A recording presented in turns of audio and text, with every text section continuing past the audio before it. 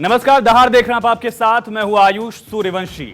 हालात इमरजेंसी वाले हैं, इसलिए इमरजेंसी में एक मीटिंग भी बुलाई गई थी, लेकिन जितनी इमरजेंसी में मीटिंग बुलाई गई उतनी ही इमरजेंसी में मीटिंग रद्द भी कर दी गई। ये इंडिया गठबंधन की कहानी है, जिसमें आगे क्या होगा ये किसी भी पार्टी को क्लियर नहीं है। कांग्रेस को कोई अगुवा मानने के लिए तैयार नहीं है और कांग्रेस खुद किसी दूसरे को कमान सौंपने को राजी नहीं है। हिंदी भाषी 3 राज्यों में से 2 में कांग्रेस की सरकार थी, जहां बीजेपी ने जीत दर्ज की है, और मध्य प्रदेश में तो कांग्रेस को सत्ता में फिर से लौटने की पूरी उम्मीद थी, जो कि अधूरी रह गई। अब पार्टी को समझ नहीं आ रहा कि अगला कदम क्या उठाया जाए। दरअसल हालात यह है कि खड़गे ने जो मीटिंग बुलाई उसमें आने के लिए इंडिया अलायंस के दूसरे राजनीतिक दल तैयार ही नहीं हुए। यानी 24 में जीतने के लिए जो फॉर्मूला बना था वो 24 आने से पहले फेल हो गया।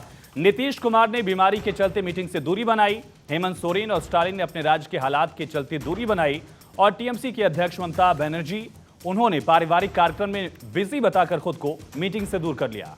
ममता बनर्जी कह रही हैं कि उन्हें इस कार्यक्रम की सूचना ही नहीं दी गई थी। उद्धव ठाकरे के सिपहसालार संजय राउत दावा कर रहे हैं कि इस मीटिंग की योजना पहले से बनाई गई थी। अखिलेश यादव तो मध्य प्रदेश चुनाव से ही लगातार नाराज चल रहे हैं। हालांकि इंडिया अलायंस के साथी दलों ने डैमेज कंट्रोल करते हुए मीटिंग की नई तारीख का ऐलान कर दिया है। और ऐसे में दहाड़ में आज का सवाल है, क्या इंडिया गठबंधन में कांग्रेस अब अकेली रह गई है? क्या 2024 से पहले ही इंडिया गठबंधन खत्म होगा? 24 के चुनाव में क्या विपक्ष कोई नया फॉर्मूला खोज पाएगा? इन सवालों का जवाब अपने साथ मौजूद पैनल से लेने की कोशिश करेंगे, लेकिन उससे पहले वार पलटवार का सिलसिला।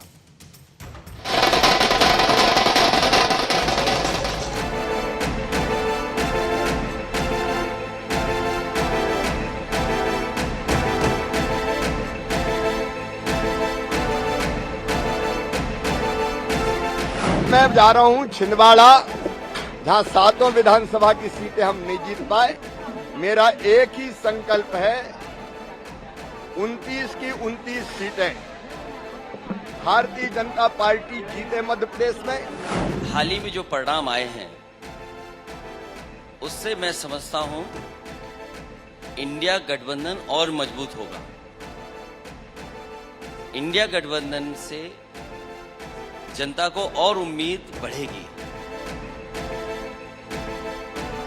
ये इंडी गठबंधन में मेरा क्या काम है, लेकिन ये गठबंधन स्वार्थों से पड़ा है, स्वार्थों के कारण है। सब क्या करेंगे? जो लोग पानी पी पी करके कांग्रेस को गाली दिए नेता इंडी गठबंधन के, ये चालू पार्टी है। गठबंधन को आगे बढ़ना चाहिए और सबको आत्मनिरीक्षण भी करना चाहिए।